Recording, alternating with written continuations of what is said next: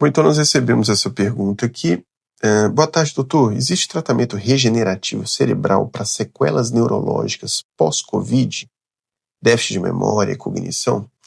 Essas foram queixas que ficaram muito comuns, né, depois da chamada pandemia. Pessoas se queixando de alterações cognitivas, né? Quando nós falamos alterações cognitivas, é principalmente prejuízo da capacidade de atenção, de foco, da capacidade de raciocínio e de memória episódica recente, né, para memorizar fatos mais recentes. Não coisas antigas, mas principalmente coisas mais recentes.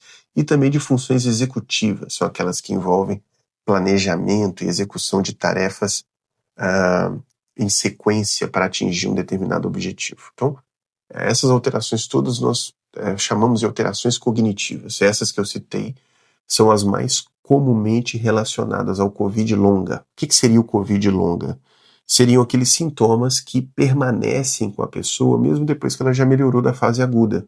Então a pessoa pegava lá o Covid, né, tinha aquela fase aguda, e depois, mesmo que ela melhorasse, ela permanecia com sintomas, muitos sintomas.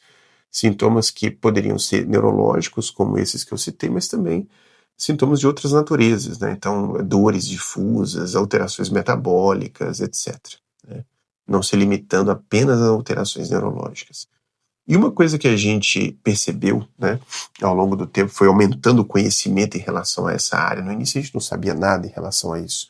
Depois, com o passar do tempo, a gente foi aprendendo mais e a gente percebeu o seguinte, que não havia assim uma relação direta entre a gravidade da síndrome respiratória aguda ou do quadro de Covid agudo que a pessoa tinha e a presença de sintomas neurológicos remanescentes, esses que permaneciam mesmo depois que a pessoa melhorasse.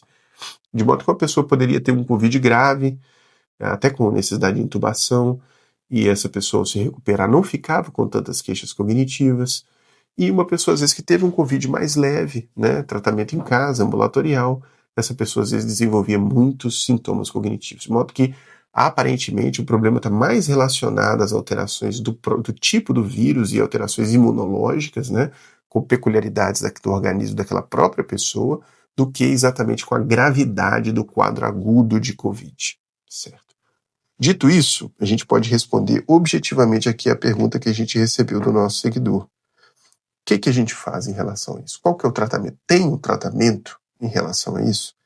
Tem um tratamento, porém esse tratamento não é específico.